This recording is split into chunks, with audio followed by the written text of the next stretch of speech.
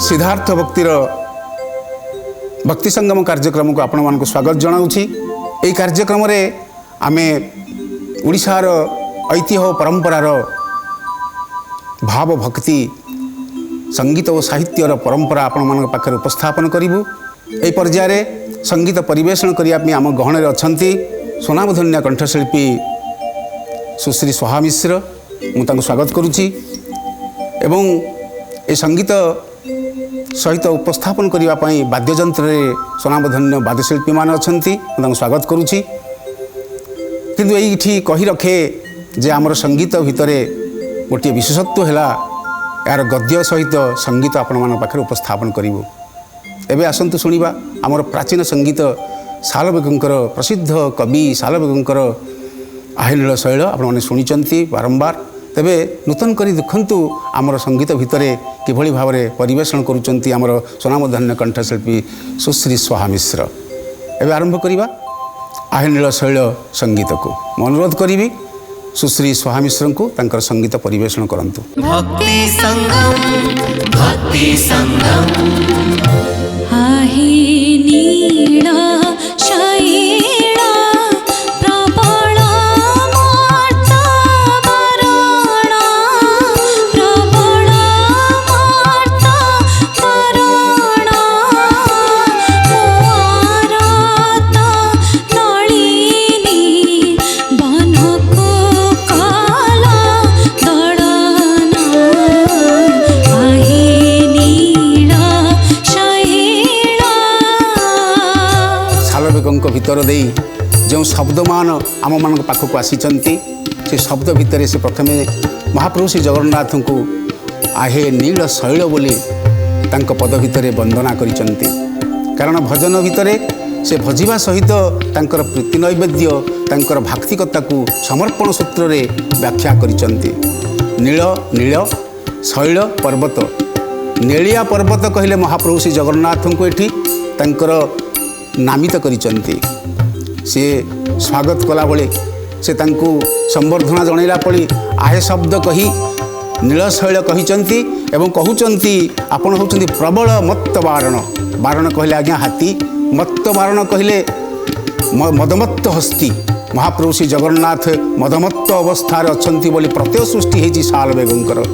से कहउचंती हे नीलशैल आपण प्रबल मत्त बारण कौन करिवे ना मोर जो जीवनर क्रियमाण पाप एवं मो जीवन रे जो पाप अच्छी से पाप को विधौत करने आपण प्रबल मत्त भाव रे मोर दुख रूपक जो पोखरी अच्छी से पुष्करिणी रे जो पद्म फूल फुटी से पद्म फूल को जो हस्ती आसी दलन करे से ही दलन कला भली मोर दुख रूपक से ही पद्म को आपण दलन करंतु।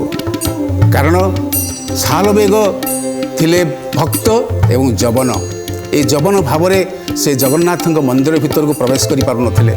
से केवल आखि दुईटी मुद्रित करी तांकर लोतक वर्षण करने सहित भीतर चिंतन भितर जगन्नाथ को स्तुति करिया व्यतीत एवं निजको अर्पण करने सहित एठी से तांकर अभिमान को भाक्तिकता को निवेदन करिसंती। एबे आसीबा आमे प्रथम पद को किभली प्रथम पदरे से तांकर गजराज प्रसंग को आसीचंती। आमे अनुरोध करी प्रथम पदरे गान करिया पई सुश्री स्वाहा मिश्र को।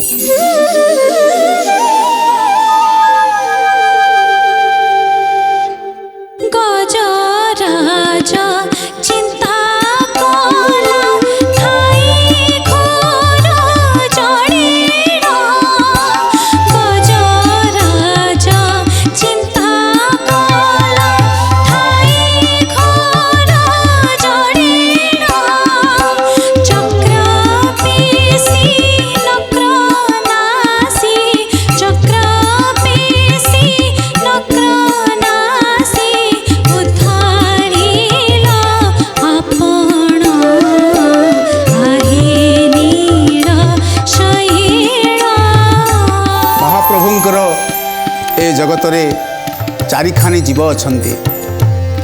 सबु जीव मध्यरे गज हेउची गोटे मानवेत्तर जीव बा इत्तर जीव। भगवान महाप्रभु श्री जगन्नाथ এই ইতর জীবটিକୁ কিଭଳି ଉଦ୍ଧାର କରିଥିଲେ ପ୍ରମାଣ ସ୍ୱରୂପ ଉଦାହରଣ ସ୍ୱରୂପ ସାଲବେଗ ଉପସ୍ଥାପନ କରିଛନ୍ତି। ହେ ମହାପ୍ରଭୁ, ଆପଣ ଗଜରାଜକୁ ଦିନ ଉଦ୍ଧାର କରିଥିଲେ କିପରି ପରିବେଶରେ? ନା ଗଜରାଜ ସେଦିନ ଯେତେବେଳେ ଆସିଛି ଜଳପାନ କରିବା ପାଇଁ ପଦ୍ମ ପୁଷ୍କରିଣୀକୁ, ସେ ପଦ୍ମ ପୁଷ୍କରିଣୀରେ ଯେତେବେଳେ ଜଳପାନ କରୁଛି, ସେହି ପୁଷ୍କରିଣୀ ଭିତରେ ଗ୍ରାହ କହିଲେ କୁମ୍ଭୀର, ତାକୁ ନକ୍ର ବୋଲି କୁହନ୍ତି। ସେହି ଗ୍ରାହ ସେହି କୁମ୍ଭୀରକୁ ଯେତେବେଳେ କୁମ୍ଭୀର ଗ୍ରାସ କରିବାକୁ ଯାଉଛି ହାତୀକୁ ଯେତେବେଳେ ତାର ଗୋଡ଼କୁ ଧରିଛି ଜାବୁଡ଼ି କରି ଚିତ୍କାର କରୁଛି ହସ୍ତି ଯେ ହେ ପ୍ରଭୁ, ମୋତେ ଗ୍ରାହ କବଳରୁ ମୋତେ ଉଦ୍ଧାର କରନ୍ତୁ। ଭଗବାନ ମହାପ୍ରଭୁ ଶ୍ରୀ ଜଗନ୍ନାଥ ପରାହତ ଜୀବର ଆତ୍ମାର ବୈକଲ୍ୟକୁ, ଆତ୍ମାର ବିକଳ ଭାବକୁ ଶୁଣନ୍ତି, କାରଣ ତାଙ୍କର କାନ ନାହିଁ କିନ୍ତୁ ସେ ଶୁଣନ୍ତି। ଇଏ ହେଉଛି ମହାପ୍ରଭୁ ଜଗନ୍ନାଥଙ୍କର ମହିମା। ଗଜରାଜକୁ ଉଦ୍ଧାର କରିଥିଲେ କିପରି? ନା ଗ୍ରାହ କବଳରୁ। ଏ କଥା ପ୍ରମାଣ ଦେଇ ସାଲବେଗ ପୁଣି ତୃତୀୟ ପଦକୁ ଯାଉଛନ୍ତି। ଅନୁରୋଧ କରିବି ତୃତୀୟ ପଦକୁ ଗାନ କରିବା ପାଇଁ ସୁଶ୍ରୀ ସ୍ୱାହାଙ୍କୁ। କୁରୁ ସଭା ତଳେ ଶୁଣି ଦ୍ରୌପଦୀର ଜଣାଣ, କୁରୁ ସଭା ତଳେ ଶୁଣି ଦ୍ରୌପଦୀର ଜଣାଣ, କୋଟି ବସ୍ତ୍ର ଦେଇ ତାଙ୍କ, କୋଟି ବସ୍ତ୍ର ଦେଇ ତାଙ୍କ ଲଜ୍ଜା କଲ ବରଣ, ଆହେ ନୀଳ ଶୈଳ। ଭକ୍ତ କବି ସାଲବେଗ ଗଜରାଜର ଉଦ୍ଧାରର ପ୍ରସଙ୍ଗଟି ଉତ୍ତାର କରିସାରିବା ପରେ ସେ ଆସୁଛନ୍ତି ମହାଭାରତରେ ଦ୍ରୌପଦୀଙ୍କ ପାଖକୁ। ଯେତେବେଳେ ଦ୍ରୌପଦୀ କୁରୁସଭା ତଳେ ନିରାଶ୍ରୟା ଏବଂ ସମର୍ପିତ ହିଁ ମହାପ୍ରଭୁ ଶ୍ରୀ ଜଗନ୍ନାଥଙ୍କୁ କୃଷ୍ଣ ଅବତାରରେ ସ୍ତୁତି କରୁଛନ୍ତି। ହେ ମହାପ୍ରଭୁ, ମୋର ଏଇଭଳି ମୁଁ ଅବଳା ଦୁର୍ବଳା, ମୋତେ ଏଭଳି ଅବସ୍ଥାରେ ଦୁଃଶାସନ ବିବସ୍ତ୍ର କରୁଛି, ମୋତେ ଉଦ୍ଧାର କରନ୍ତୁ। ପ୍ରଥମେ ତ ହସ୍ତି କିଭଳି ନିବେଦନ କରିଥିଲା ସମର୍ପିତ ଭାବରେ, ଦ୍ୱିତୀୟରେ ଅବଳାଟିଏ ଦ୍ରୌପଦୀ ସେହିଭଳି ଭାବରେ ସମର୍ପିତ ହୋଇ ମହାପ୍ରଭୁଙ୍କୁ ଡାକୁଛି, ମୋତେ ଏଇ କବଳରୁ ରକ୍ଷା କରନ୍ତୁ। କୁରୁସଭା ତଳରେ ଏତେ ବିଦ୍ୱାନମାନେ ଅଛନ୍ତି, ଏତେ ବୀରମାନେ ଅଛନ୍ତି, ଅଥଚ ମୋତେ ବସ୍ତ୍ର ହରଣ କରାଯାଉଛି।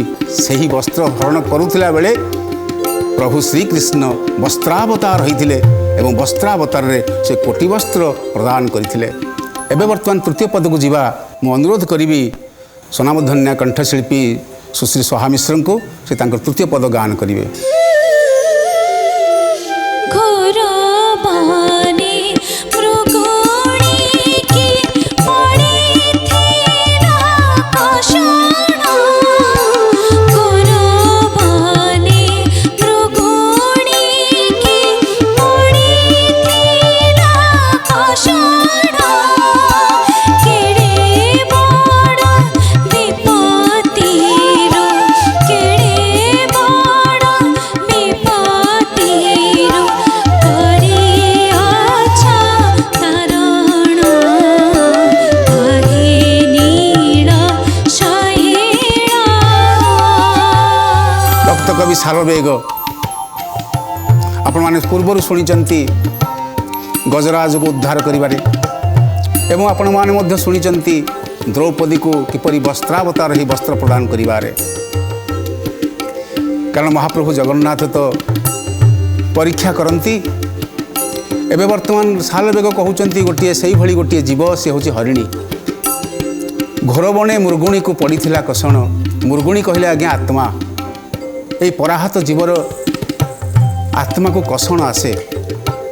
ଏଠି ଉଦାହରଣ ଛଳରେ ଭକ୍ତ କବି ପରାହତ ଜୀବମାନଙ୍କର ପ୍ରତୀକାତ୍ମକ ଭାବରେ ମୃଗୁଣୀଟିଏ ନେଇଛନ୍ତି ଏବଂ ସେ ମୃଗୁଣୀ ଘୋର ବନରେ ମୃଗୁଣୀକି ଯେଉଁ କଷଣ ପଡ଼ିଥିଲା, କଷଣ ପଡ଼ିଲା କିପରି?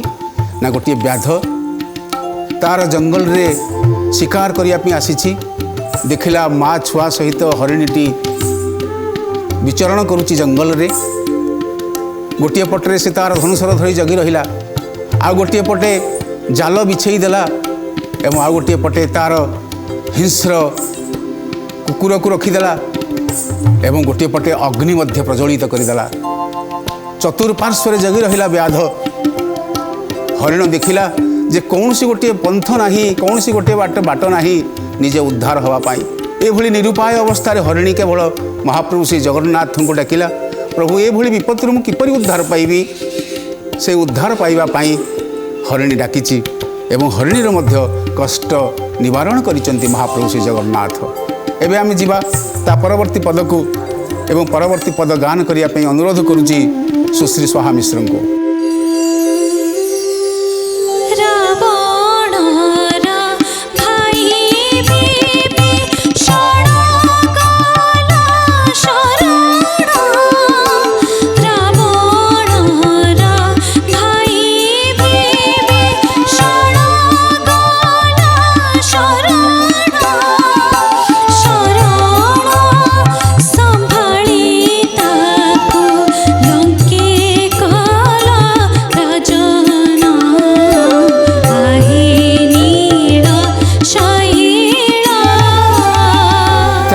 कथा तृतीय जुगरे मर्यादा पुरुषोत्तम रामचंद्र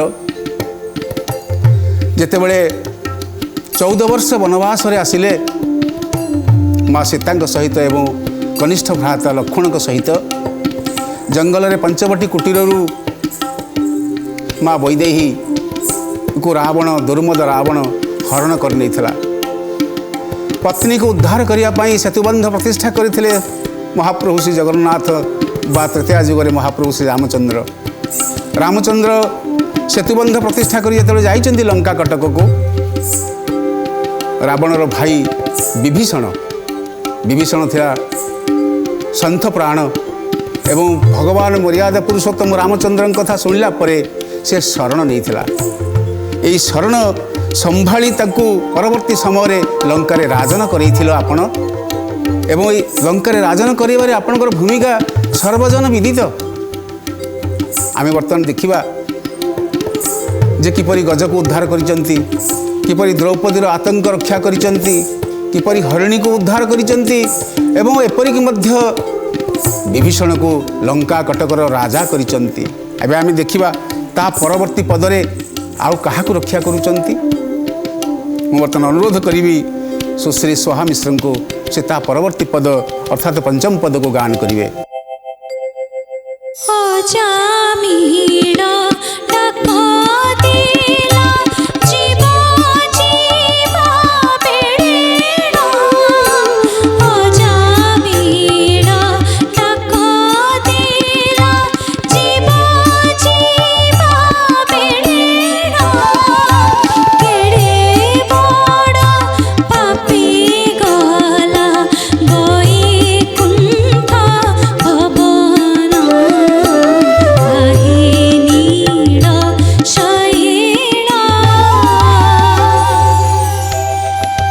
शैल महाप्रभु जगन्नाथ आपण मध्य अजामिल को उद्धार करिसंती।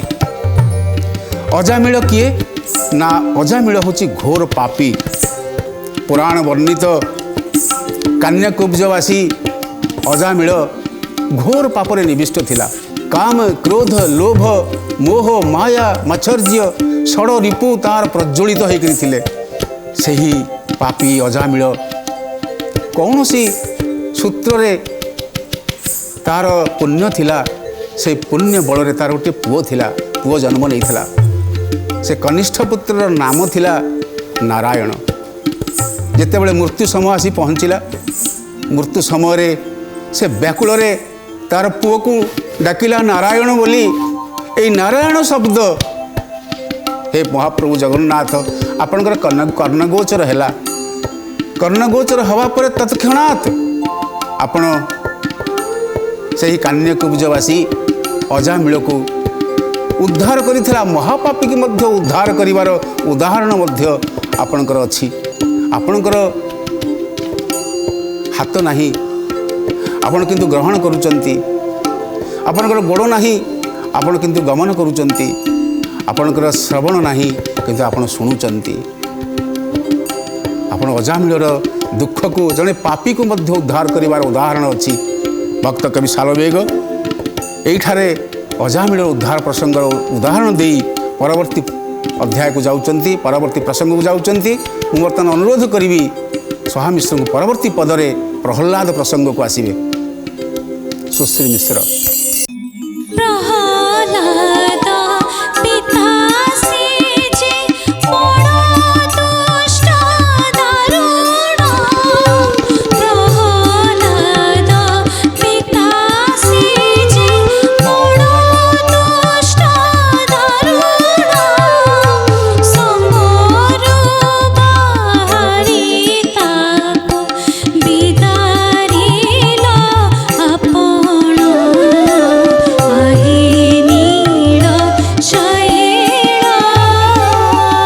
भक्त कवि सालवेग आ गोटे सुंदर प्रसंगर अवतारणा करिसंती भक्त भितरे प्रहल्लाद परम भक्त थिले महाप्रभु श्री जगन्नाथंकर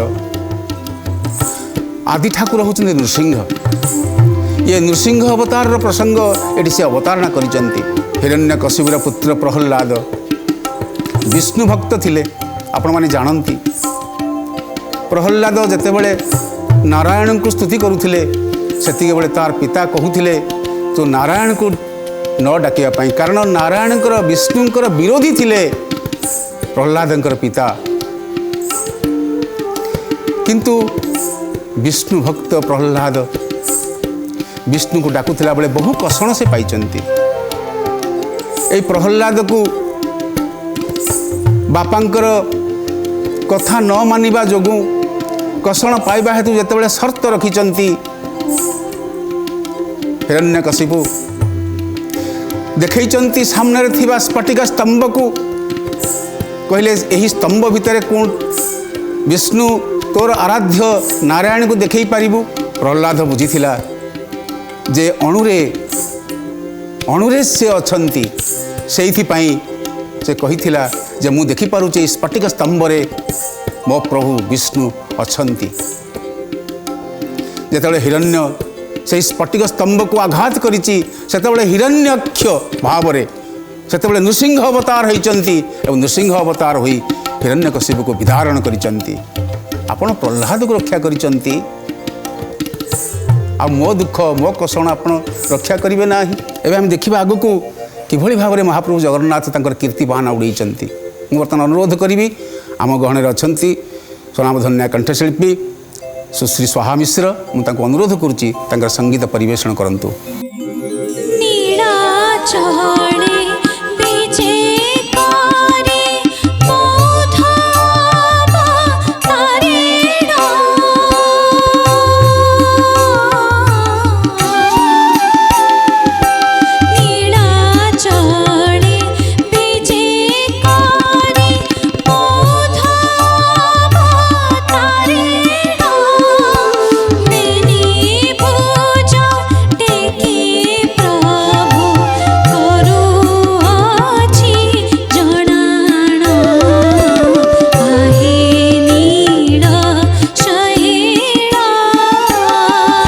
महाप्रभु जगन्नाथ महिमा गान करुचंती भक्त कवि सालवेग महाप्रभु जगन्नाथ जहाँ जोठारे अवस्थान करुचंती श्रीक्षेत्र रे एवं जहाँ जो कूद उपरे जहाँ उपरे विराजमान करुचंती सी हूँ नील अचल अर्थात नील पर्वत नीलाचल पर्वत यही नीलाचल पर्वत उपरे विजय करिथिबा महाप्रभु श्री जगन्नाथ महिमा प्रख्यापन सहित कहउचंती आपण बौद्ध अवतार होइथिले आपण 10 अवतार धारणकारी आपण होचंती स्वयं परब्रह्म आपण मत्स्य कच्छप नृसिंह वामन समस्त अवतार दिय होचंती आपण बौद्ध अवतार मध्य धारण करिचंती एवं आपण टेकी देइचंती हाथ अहिंसा मार्गर हाथ आपण हिंसा नुहंती हिंसक नुहंती आपण अहिंसार मार्ग बाट बतई देइचंती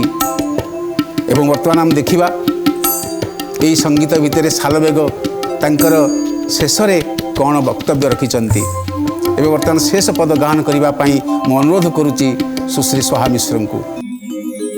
कहे साला बेगाहिना जाति रे भोजबाना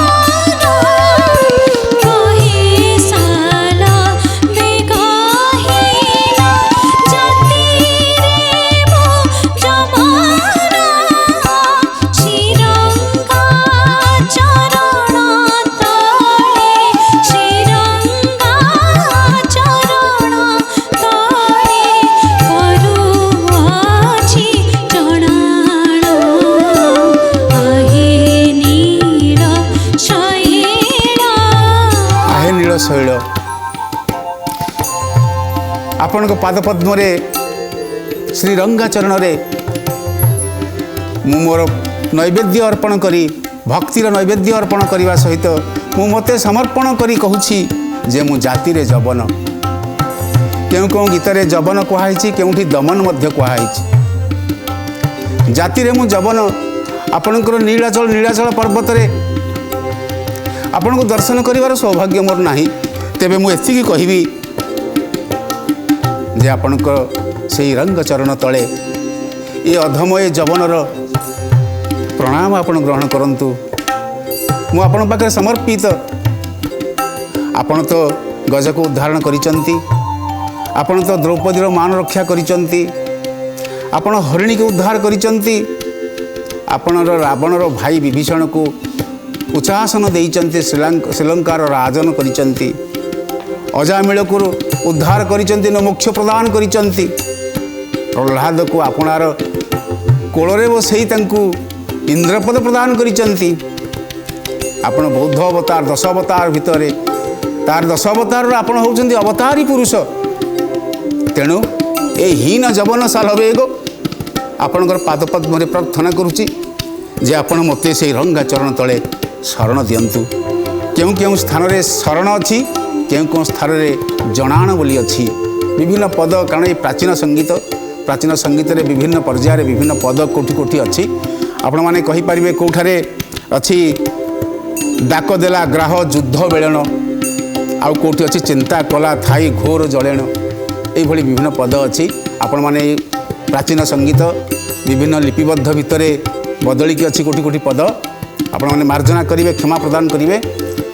ତେବେ এই କବିତା ଭିତରେ, এই ଭକ୍ତି ସଙ୍ଗୀତ ଭିତରେ ସାଲବେଗଙ୍କର ଭକ୍ତି ନୈବେଦ୍ୟ ଅର୍ପିତ ହୋଇଛି। ସମଗ୍ର ପୁରାଣ ଶାସ୍ତ୍ର ଭିତରୁ ସମସ୍ତ ଭକ୍ତମାନଙ୍କୁ, ସମସ୍ତ ଭକ୍ତି ନୈବେଦ୍ୟ ଅର୍ପଣ କରୁଥିବା ପରାହତ ଜୀବମାନଙ୍କୁ ଉଦାହରଣ ଦେଇ ଶ୍ରୀ ଜଗନ୍ନାଥଙ୍କ ରଙ୍ଗାଚରଣ ତଳେ ସାଲବେଗ ନିଜକୁ ସମର୍ପିତ କରିଛନ୍ତି। ସିଦ୍ଧାର୍ଥ ଭକ୍ତିର ଏହି ଭକ୍ତି ସଙ୍ଗମ କାର୍ଯ୍ୟକ୍ରମରେ ଯେଉଁ ଭକ୍ତି ସଙ୍ଗୀତ ଥିଲା आहे ନୀଳ ଶୈଳ, ଏଠି ଶେଷ ହେଇଛି। ତେବେ ଆମେ ଏହିପରି ପ୍ରାଚୀନ ସଙ୍ଗୀତ ବିଭିନ୍ନ ସ୍ୱନାମଧନ୍ୟା କଣ୍ଠଶିଳ୍ପୀମାନଙ୍କ ଦ୍ୱାରା ଆମେ ପରିବେଷଣ କରୁଛୁ ଆପଣମାନଙ୍କ ପାଖରେ।